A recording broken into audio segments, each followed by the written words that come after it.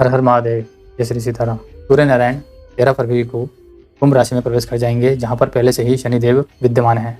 और इनका जो जिस नक्षत्र में ये विद्यमान हो रहे हैं वो है धनिष्ठा नक्षत्र, वो भी मंगल का। अग्नि तत्व वाला जो ग्रह है मंगल, और अग्नि तत्व वाला जो ग्रह है सूर्य नारायण, इन दोनों का मेल, और वो भी शनि के साथ। शनि अपनी कुंभ राशि के अंदर 30 वर्षों के बाद शनि महाराज अपने घर में बैठे हुए हैं। बहुत बड़ा एक संकेत है पूरे संसार के लिए।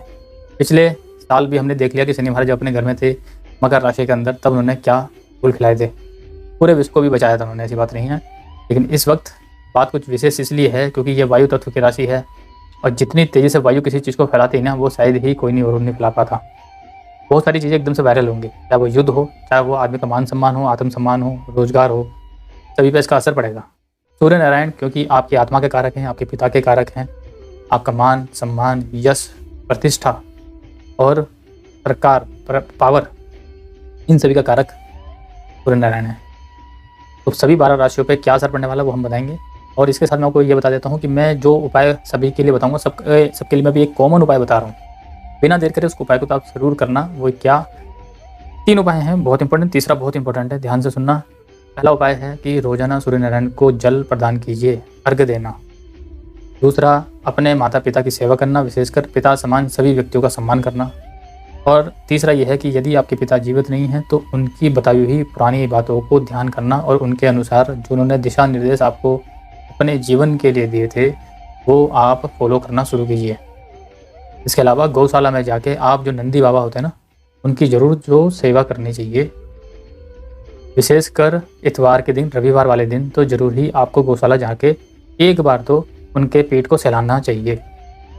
आपका सूर्य भी मजबूत होगा और नवग्रह भी मजबूत होना शुरू हो जाएंगे।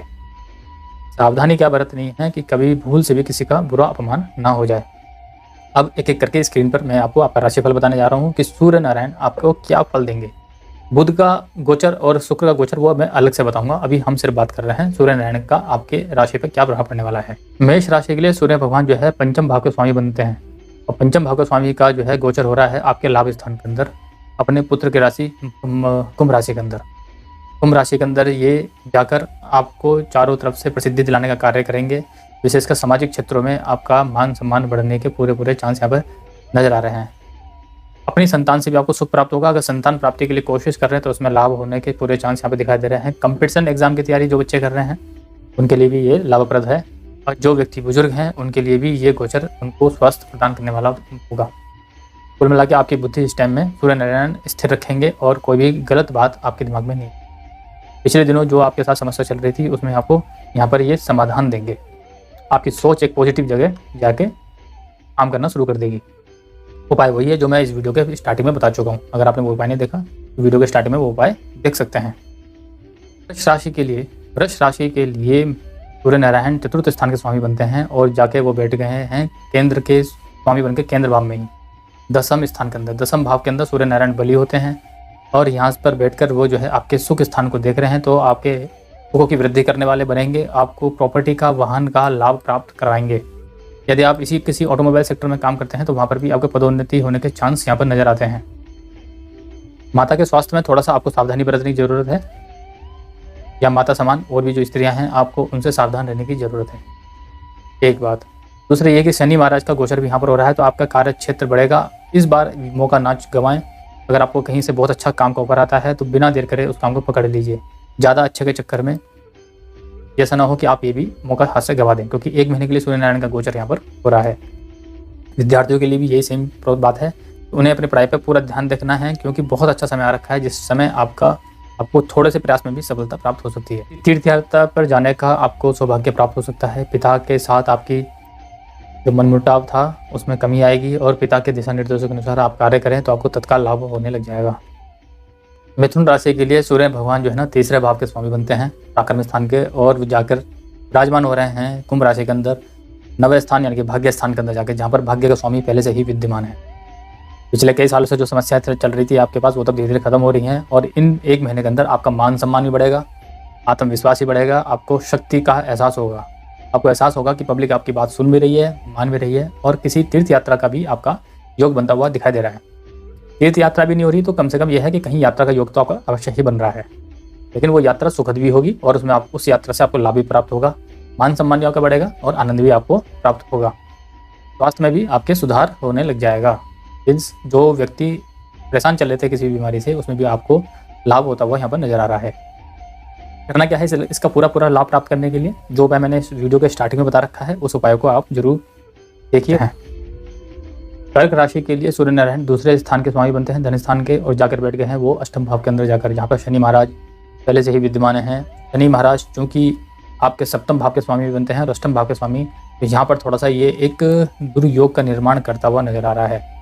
सूर्य भगवान को वैसे अष्टम का दोष नहीं लगता, लेकिन अष्टमेश के साथ बैठकर, दूसरे भाव के साथ बैठकर कहीं ना कहीं ये आपके पारिवारिक जीवन के अंदर कलह की स्थिति उत्पन्न कराएगा।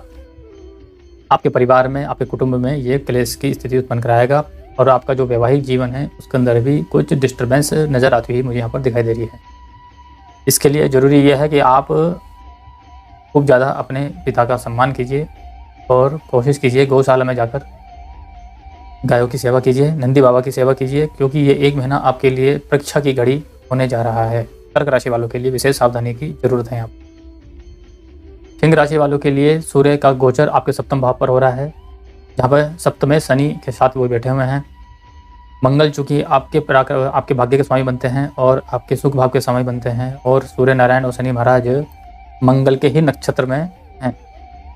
कहीं ना कहीं ये आपके पारिवारिक जीवन यानी कि विशेष करके आपका जो वैवाहिक जीवन है उसके अंदर आपको थोड़ा सा मनमुटाव यहाँ पर दिखाई दे रहा है। इस वक्त आपका अहंकार ज़्यादा, कुछ ज़रूरत से ज़्यादा ही बढ़ा रह सकता है। इसके लिए विशेष सावधानी की ज़रूरत है। शरीर में कुछ रोग आपको लग सकते हैं, उसके लिए भी आपको सावधान रहना चाहिए। कुल मिला के आपको अपना एटीट्यूड पे कंट्रोल करना बहुत ही ज़्यादा ज़रूरी है। गुस्से पे जितना ज़्यादा कंट्रोल करेंगे उतना आपके लिए लाभकारी सिद्ध होगा, क्योंकि सूर्य और शनि का यहाँ पर गोचर होना कहीं ना कहीं वो आपके वैवाहिक जीवन में कुछ परेशानियाँ लेकर तो आएगा ही।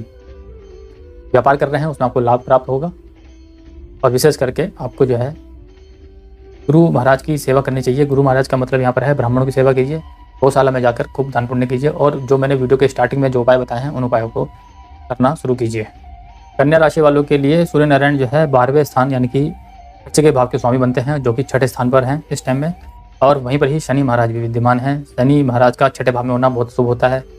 वहीं पर ही सूर्य नारायण भी आ गए हैं आपके पास। तो इसका क्या तात्पर्य है, इन दोनों की दृष्टि कहाँ जा रही है? इन दोनों की दृष्टि जा रही है विदेश के भाव पर, खर्चे के भाव पर। आपको बाहरी स्थानों से बहुत लाभ प्राप्त होने की उम्मीद है।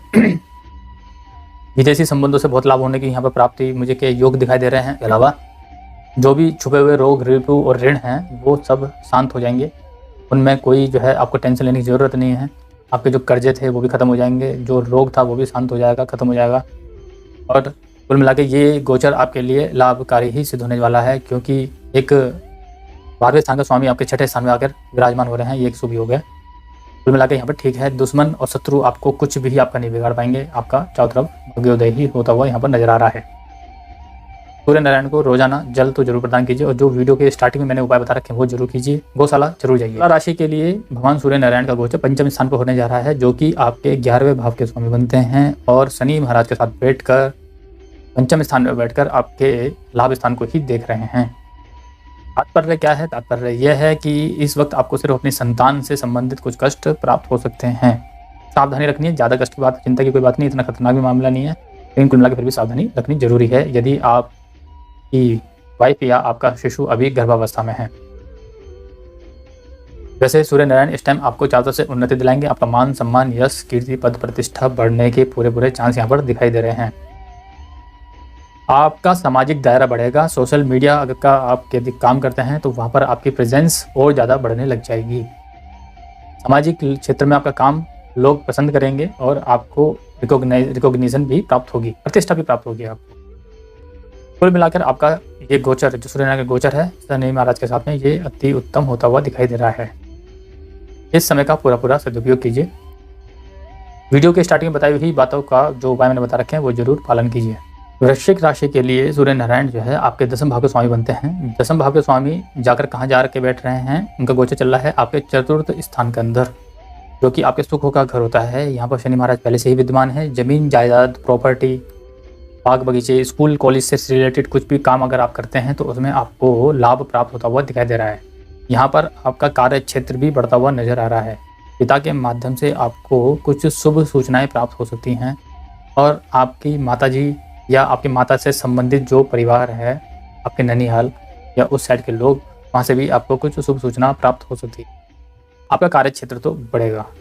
आपका स्वास्थ्य भी जो है इस टाइम में अच्छा रहने के पूरे चांस यहाँ पर नज़र आ रहे हैं। कुल मिलाकर सूर्य नारायण का ये गोचर ठीक है। इसकी और सुविधा बढ़ाने के लिए आपको मेरे बताए हुए जो वीडियो के स्टार्टिंग में मैंने उपाय बताए थे उनका पूरा पालन करना चाहिए। गौशाला में जरूर जाएंगे। धनु राशि के लिए सूर्य नारायण जो है आपके भाग्य के स्वामी बनते हैं, जो कि शनि महाराज के साथ गोचर करते हुए जा रहे हैं आपके तीसरे भाव के अंदर। छोटे भाई बहनों से आपको सुख शांति की प्राप्ति होने वाली है। उनसे कुछ शुभ सूचनाएं प्राप्त होंगी। आपके कार्य में वो सहयोग करेंगे।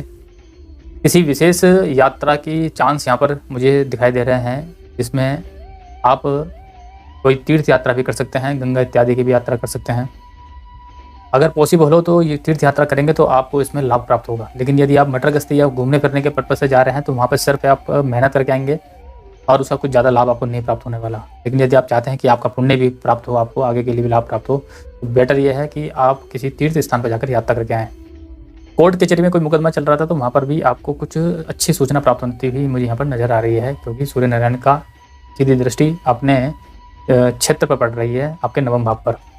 भाग्य उदय होगा आपका, इसमें आपको लाभ प्राप्त होने वाला है। यदि आप कोई कॉम्पिटिशन एग्जाम की तैयारी कर रहे हैं, नौकरी की तलाश कर रहे हैं, तो वहाँ पर भी आपको नौकरी प्राप्त होने के पूरे चांस यहाँ पर नजर आ रहे हैं। इस समय का सदुपयोग कीजिए, पूरी ताकत लगा दीजिए अपने एटीट्यूड को जरा ध्यान रखें, जो उसमें कुछ ज़्यादा अपना होश ना खो दें, क्रोध से बचें। मकर राशि के लिए सूर्य नारायण आपके जो है अष्टम भाव के स्वामी बनते हैं, जो कि आपके कुटुंब के स्थान पर जाकर विराजमान हो रहे हैं।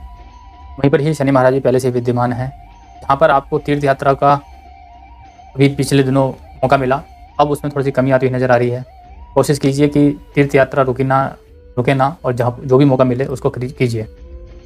सूर्य नारायण आपके यहाँ पर दूसरे भाव में बैठ गए हैं। कहीं ना कहीं आपके कुटुंब के सुखों में कमी करने का यहाँ पर प्रयास करेंगे, और उसमें भी मुख्य कारण जो है सूर्य नारायण ना होकर आप हैं, क्योंकि आपकी वाणी कठोर होती चली जाएगी, आपका एटीट्यूड गलत हो जाएगा और आपके अंदर अहंकार की भावना आ जाएंगी। पिछले दिनों जो आपने मान सम्मान यश कमाया था, उसी अहंकार के वशीभूत होकर आप जो है अपनी वाणी को खराब कर लेंगे। खराब से तात्पर्य है आप गलत बोलेंगे, कड़वा बोलेंगे, और इस वजह से आपके कुटुंब में क्लेश हो सकता है।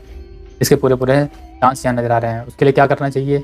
आपको आध्यात्मिक शरण लेनी चाहिए, प्राणायाम करना चाहिए, गौशाला में सेवा करनी चाहिए, और जो मेरे पूर्व में बताए हुए उपाय हैं उनको तत्काल शुरू कर देना चाहिए। यहाँ तक हो सके चुप लगा के बैठें और अपना ये जीवन, अपना जो 1 महीने का जो समय है, इसे शांति से व्यतीत कीजिए, वरना ये क्लेश और बढ़ सकता है।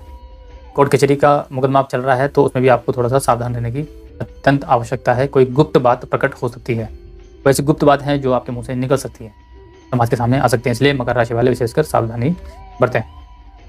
कुंभ राशि, कहना ही क्या, कुंभ राशि वालों के लिए सूर्य नारायण जो है आपके सप्तम भाव के स्वामी बनते हैं और आपके व्यक्तित्व में इनका गोचर हो रहा है, तो मान सम्मान पद प्रतिष्ठा के बढ़ने के पूरे चांस यहाँ पर नजर आ रहे हैं। यदि आप कोई सामाजिक कार्य करते हैं तो यहाँ पर भी आपका सम्मान बढ़ता जाएगा। वैवाहिक जीवन में आपको सुख की अनुभूति होगी। जिन लोगों का विवाह नहीं हुआ उनके विवाह के चांस और योग यहाँ पर बनते हुए नजर आ रहे हैं, क्योंकि सूर्य नारायण का सप्तम दृष्टि आपके सप्तम भाव पर ही पड़ रही है। आपके व्यक्तित्व में एक ओजस्विता आ जाएगी, एक प्रतिष्ठा, जैसे एक मान सम्मान आपको प्राप्त होने लग जाएगा। इस वजह से आपके अंदर अहंकार की भावना भी आ सकती है, इसलिए इसके लिए थोड़ा सा सावधानी रखें। अपनी वाणी के अंदर, अपने व्यवहार में कठोरता ना लेके आएँ, अपनापन रखें, सहज रहें, सरल रहने की कोशिश कीजिए। जैसे भी कुंभ राशि वाले सरल ही रहते हैं, लेकिन कभी कभी क्रोध में बहुत कुछ गलत भी कर जाते हैं। सूर्य नारायण का गोचर आपको चारों तरफ से प्रसिद्धि दिलाने के लिए आ रहा है, इसलिए इस समय का पूरा सदुपयोग कीजिए। जो मैंने पूर्व में उपाय बताए थे उनका ध्यान रखिए, उनको करते रहिए। बाकी कुल मिला के यहाँ पर ठीक है। जो व्यक्ति कॉम्पिटिशन एग्जाम की तैयारी कर रहे हैं, नौकरी ढूंढने की कोशिश कर रहे हैं, उनको भी यहाँ पर लाभ प्राप्त होता हुआ नजर आ रहा है। ऐसा ना हो कि आप जो है सोचें कि काम तो हो चुका और आप जो है एकदम से ढीले पड़ जाएं। प्रयास नहीं छोड़ना, प्रयास जरूर करते रहना, क्योंकि सूर्य नारायण का गोचर का मतलब प्रयास करना, या ना चाहते हो भी आपसे प्रयास करवाएंगे।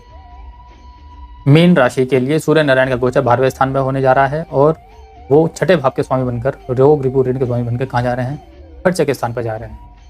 आपकी लंबी यात्राएं भी हो सकती हैं, छोटी मोटी यात्राएं भी आपकी हो सकती हैं, क्योंकि शनि का गोचर भी इसी भाव पर चल रहा है और छठे का और 12वें का संबंध बनने से षडाष्टक योगी निर्मित यहाँ पर होता हुआ नजर आ रहा है। नारायण का और शनि महाराज की दृष्टि आपके छठे स्थान पर पड़ने से आपको स्वास्थ्य लाभ का योग बनेगा।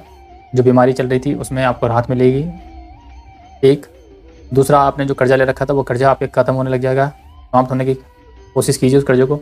यदि कर्जा लेना चाह रहे थे किसी कार्य के लिए तो वो भी कर्जा आपको प्राप्त हो सकता है। यहाँ पर मुकदमेबाजी किसी पे करना चाह रहे थे या मुकदमेबाजी से छुटकारा प्राप्त करना चाह रहे थे तो ये समय भी ठीक है। डिपेंड करता है कि आपकी कुंडली में वर्तमान दशा कैसी चल रही है। ये एक गोचर की दशा होती है, एक दशा होती है जो आपकी कुंडली में, जन्म कुंडली में जो दशा चल रही है वो। तो कुंडली में जो दशा कह रही है और अभी आपके गोचर में जो दशा कह रही है उसके अकॉर्डिंग ही आपको कोई डिसीजन लेना चाहिए। मेरे कहने से मत लेना, क्योंकि मैं जो बात बता रहा हूँ आपको वो बता रहा हूँ गोचर के हिसाब से। अगर आपके कुंडली के अंदर अच्छा गोचर, अच्छी दशा चल रही है, आप ये कार्य कर सकते हैं। लेकिन फिर भी कोई डिसीजन लेने से पहले और 2-4 ब्राह्मणों को, ज्योतिषाचार्यों को आप ये अपनी कुंडली दिखला सकते हैं। वीडियो के शुरुआत में मैंने जो उपाय बता रखे हैं वो आप जरूर कीजिए और गौशाला में नियमित रूप से चारा जरूर डालिए, गाय की सेवा जरूर कीजिए। कुल मिला के आपका ये कल्याणकारी सिद्ध हो जाएगा।